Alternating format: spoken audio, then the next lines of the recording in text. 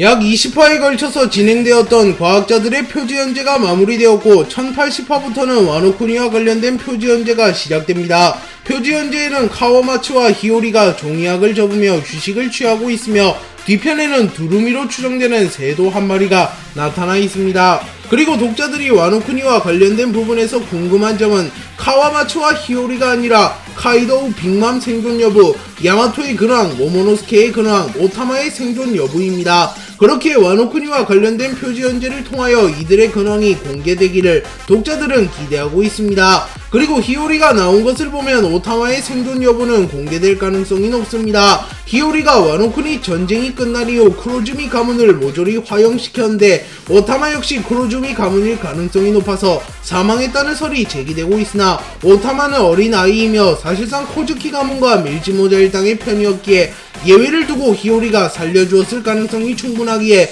쿠로즈미 가문에서 오타마만이 살아있을 가능성이 높습니다.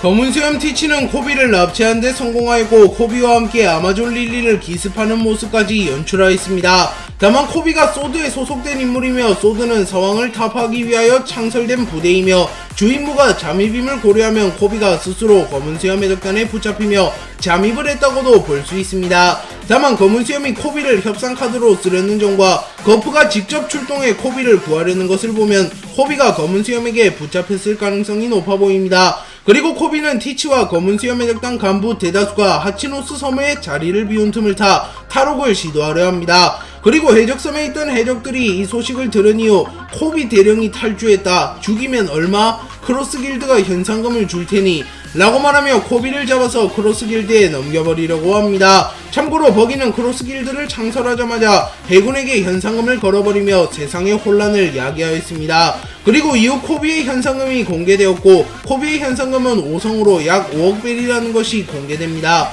그리고 보통 평범한 대령에게는 1억 벨이 정도의 현상금이 걸리는데 코비는 해군 영웅이기에 더 높은 현상금이 걸린 것으로 추정됩니다.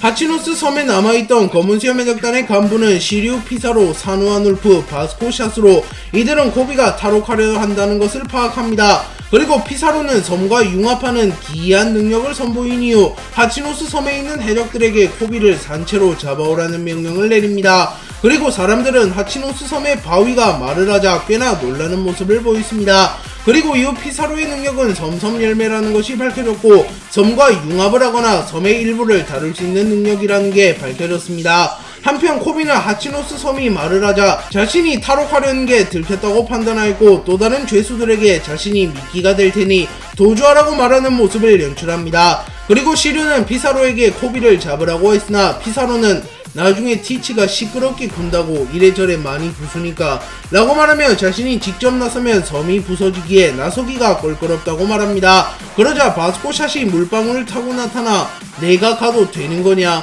라고 말했고 피사로는 바스코샷 뭘 할 생각이냐 라고 묻습니다. 그리고 이때 바스코샷의 능력은 술술 열매라는 것이 밝혀졌고 바스코샷은 술을 생성할 수 있으며 공기에 알코올을 분비하거나 술로 방울 등을 만들 수 있다는 것이 밝혀졌습니다. 그리고 바스코샷은 자신의 능력을 이용하여 화재를 일으키려 했으나 피사로는 티치가 화낼 것이라고 말하며 바스코샷을 말립니다. 그리고 잠을 자고 있는 사누아 울프의 모습도 공개되었고 사누아 울프의 능력은 거대 열매라는 것이 밝혀졌습니다. 그리고 거대와의 상한선이 어느 정도인지는 밝혀지지 않았으나 최소 오즈의 버금가는 크기로는 커질 수 있을 것으로 추정되며 어쩌면 지니샤만큼이나마 거대해질 수도 있습니다. 그리고 바스코샷은 사누아 울프가 코비를 추적하는 것보단 자신이 추적하는 게 섬의 피해가 덜 간다고 말하였고 피사로는 둘 다 못마땅하는 듯한 말을 하며 검은 수염 해적단의 간부들은 코비를 두고 누가 추적을 시작할지 갈등하는 모습을 연출합니다.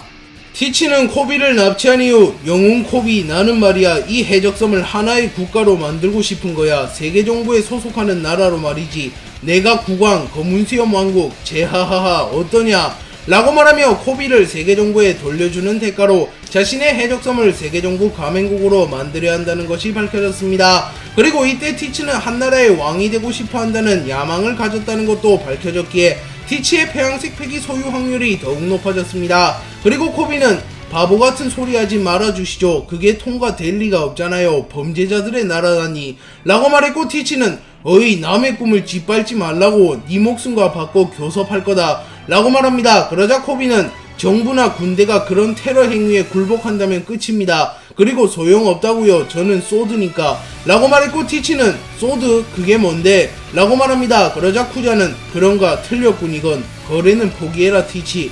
이 녀석은 즉 해병이자 해병이 아니라는 거야. 마린 코드를 반납해서 소드는 말하자면 사표를 제출한 해군이다.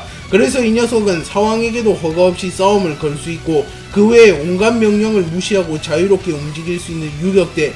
그 대신 해군은 이 녀석들에게 일절의 책임을 지지 않고 언제든지 자를 수 있지 라고 말하며 소드에 대하여 설명해줍니다. 티치는 쿠잔의 설명을 들은 이후 그렇구만 우리와 싸우는데 허가를 받는 얼간이들과 무턱대고 쳐들어오는 녀석들의 차이는 그건가? 제하하하 나쁘지 않아 그렇구만. 하지만 작전은 변함없어. 네가 영웅이라고 불리는 이상 그걸 내버리는 해군을 관철할 수 있을까? 나는 여론에 묻겠다. 그러면 정부는 상처 없이 끝나진 않아 라고 말하며 코비가 해군 영웅으로 불리는 인물이기에 제 아무리 소드라 할지라도 해군에서는 코비를 책임져 줄 것이며 만약 해군에서 코비를 외면하면 해군이라는 조직의 신뢰도가 떨어질 것이기에 코비의 목숨을 대가로 세계정부와 거래한다면 충분히 자신의 계획을 실현시킬 수 있다고 말합니다. 그리고 실제로 해군 영웅이라는 이름값은 결코 만만히 볼 것이 아닌데요. 거프는 상부의 명령을 수차례 거부하고 제멋대로 행동했으며 자신의 아들이 세계 최악의 범죄자 드래곤이며 아들은 사왕이라고 불리는 루피임에도 아무런 처벌을 받지 않았습니다. 심지어 해적왕의 자식을 몰래 보호해주고도 일절 처벌을 받지 않은 것을 보면 해군 영웅이라는 칭호가 해군 내에서 얼마나 상징적인 칭호인지 알 수 있습니다. 모리아는 자신의 부하만큼은 끔찍히 아끼는 인물이었기에 압살롬이 티치에게 납치당하자 압살롬을 구하기 위하여 홀로 하치노스 섬으로 향합니다. 그리고 결국 모리아는 하치노스 섬에 감금되었고 모리아의 충신이었던 페로나도 모리아를 구하기 위하여 하치노스 섬으로 왔다가 붙잡힌 것으로 추정됩니다. 그리고 코비와 페로나는 하치노스 섬에서 만나게 되었고 코비는 본의 아니게 페로나의 도움을 받고 하치노스 섬에서 탈옥하는 데 성공합니다. 그리고 페로나는 이때 이봐 너를 도와줄 테니 모리아님을 해방해줘 라고 말하며 코비에게 모리아를 구해달라는 부탁을 합니다. 그리고 코비는 해적과 손을 잡아버렸지만 어쩔 수 없는 선택이었어 라고 말하기에 코비가 모리아를 도와줄 가능성이 높아 보입니다. 또한 거프 역시 갓벨리에서 로저와 손을 잡은 적이 있는데 거프의 후계자 코비 역시 해적과 손을 잡는 모습이 연출되었습니다.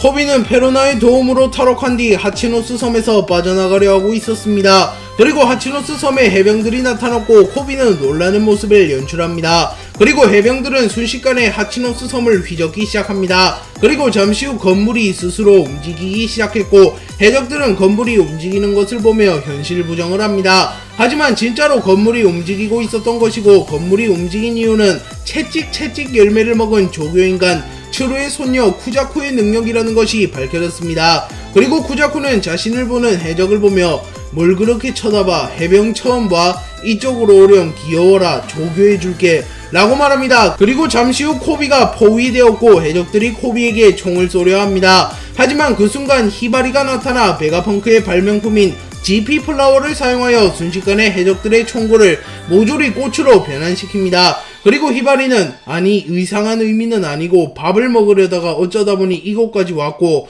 라고 말합니다. 그렇게 히바리는 전형적인 츤데레 스타일이며 코비를 좋아하긴 하나 부끄러워서 표현을 하지 못하고 있다고 볼 수 있습니다. 그리고 만약 그게 아니라면 히바리는 사왕의 본거지에 밥을 먹으러 오는 매우 대담한 인물이라고 볼 수 있습니다. 그리고 이후 프린스 글스도 나타났고 프린스 글스는 점토 열매를 먹은 점토인간이라는 것도 밝혀졌습니다.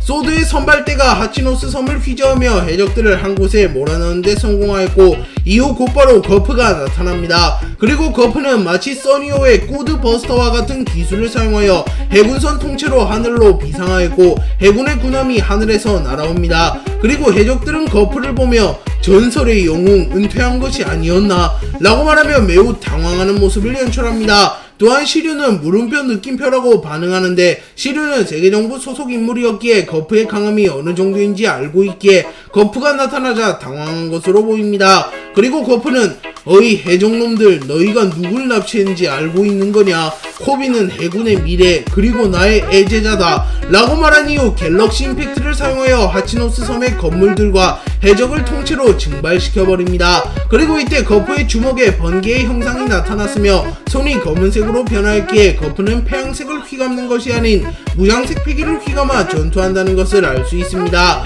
또한 매우 드문 확률로 거프 역시 태양색 패기 소유자일 가능성도 존재하긴 합니다.